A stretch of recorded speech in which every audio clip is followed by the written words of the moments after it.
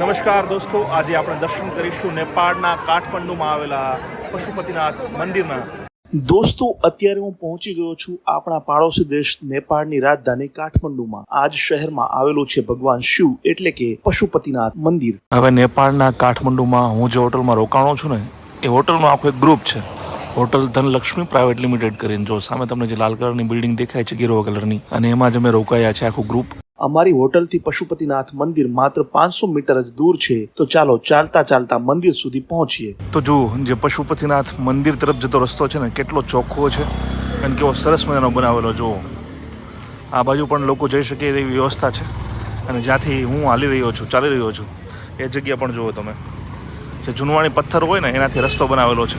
દોસ્તો, આપણે વાત કરીએ છીએ કે ભારતને સનાતન હિન્દુ રાષ્ટ્ર બનાવવું છે, પણ ખૂબ ઓછા લોકો જાણે છે કે નેપાળ ઓલરેડી સનાતની હિન્દુ રાષ્ટ્ર છે, કારણ કે અહીંયાની લગભગ મોટા ભાગની વસ્તી હિન્દુ છે, અને જેને કહેવાય ને કે કટ્ટર હિન્દુ ધર્મ પાળે છે આ નેપાળના લોકો। ભગવાન પશુપતિનાથને જો આ પ્રકારના જે ફૂલ છે એ ફૂલ ચડે છે, જો અલગ અલગ જાતના ફૂલ અહીંયા ચડે છે। 10 થી 20 રૂપિયા નાની અમથી ટોકરી મળશે, જેમાં ફૂલ હશે ને બીજી 2-3 વસ્તુઓ હશે।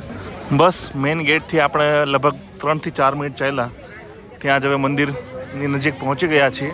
મંદિરમાં જવાનો એક બીજો ગેટ અહીંયા છે, નાનો અમથો, ચાલો જઈએ ત્યાં। ચપ્પલ બૂટ વગેરે અહીંયા રાખી દીધા છે, એ ફ્રી સેવા છે, એના માટે કોઈ તમારે પૈસા દેવાની જરૂર નથી।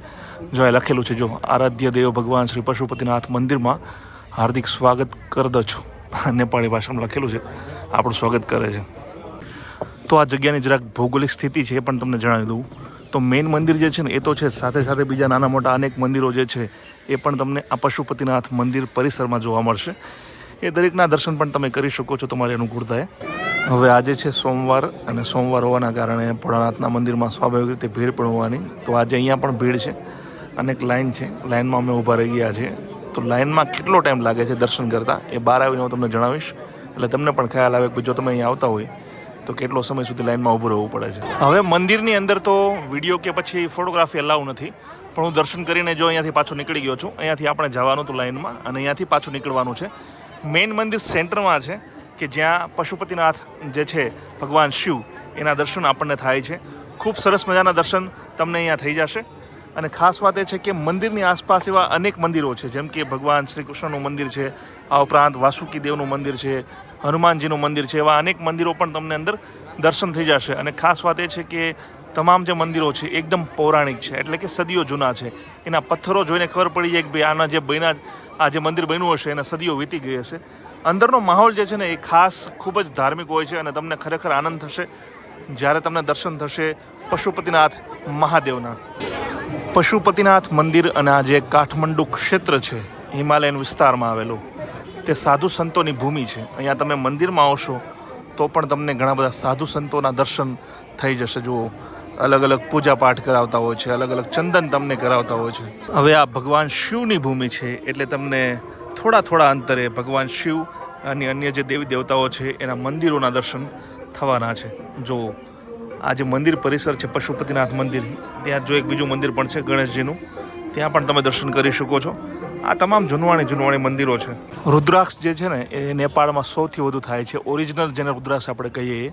અહીંયા કાઠમંડુમાં ઘણી બધી દુકાનો છે જ્યાં રુદ્રાક્ષ અને પૂજા પાઠ વગેરેની વસ્તુઓ મળતી હોય। જુઓ, અહીંયા પણ ઘણા બધા રુદ્રાક્ષની માળાઓ છે। પણ મહત્ત્વની વાત એ છે કે જો તમને પરખ હોય સાચા ખોટા રુદ્રાક્ષની તો જ તમારે લેવાય। મને તો ખાસ એટલી જાણકારી છે નહીં રુદ્રાક્ષ વિશે, એટલે જે લોકો જાણતા હોય કે ભાઈ ખરેખર કઈ રીતે પારખવા રુદ્રાક્ષને, એ જો તમને ખબર હોય તો તમે નેપાળમાંથી એ પણ લઈ શકો છો। પશુપતિનાથ મંદિરની આસપાસ જે મોટી માર્કેટ છે ત્યાં પણ આપણે ચક્કર લગાવીએ। મેઇન તો મેં તમને કહ્યું એ જ દુકાનો છે પૂજાપો વેચતી અને ખાસ કરીને રુદ્રાક્ષ વેચતી, કારણ કે અહીંયા રુદ્રાક્ષનું જ મોટું માર્કેટ છે, અને લોકો જે પણ નેપાળ આવતા હોય છે તેઓ ખાસ રુદ્રાક્ષ જે છે તે લઈ જતા હોય છે। એવું કહેવાય છે કે દુર્લભમાં દુર્લભ રુદ્રાક્ષ જે છે ને તમને નેપાળમાં ખાસ કરીને કાઠમંડુમાં મળી જશે। હવે રુદ્રાક્ષની ઘણી બધી દુકાનો છે। એક ખાસ મહત્ત્વની વાત મને જોવા મળી, એક જો સામે છે મુક્તિનાથ અગ્રવાલ, એમાં ઉપર લખેલું છે ગુજરાતી માણસની દુકાન। એ લોકોને ખબર છે કે અહીંયા ગુજરાતીઓ વધારે આવતા હોય છે, અને જો ગુજરાતીમાં બોર્ડ જોઈ જાય ને તો ગુજરાતી ગ્રાહકો આવવાની શક્યતા વધી જાય છે। બાકી એમની સરનેમ છે અગ્રવાલ, એટલે મને લાગે છે રાજસ્થાની હશે, પણ ગુજરાતી થોડી આવડતી હશે। તો આ પણ એક માર્કેટિંગ ફંડા હોય છે લોકોના. નેપાળના પશુપતિનાથ મંદિરનો વિડીયો તમને પસંદ આવ્યો તો લાઈક અને શેર કરો અને કોમેન્ટમાં જય પશુપતિનાથ જરૂર લખજો. સાથે જ આવા વિડીયો આગળ પણ જોવા માટે અમારી ચેનલને સબસ્ક્રાઇબ કરી લો. જય જય ગરવી ગુજરાત. જય હિન્દ.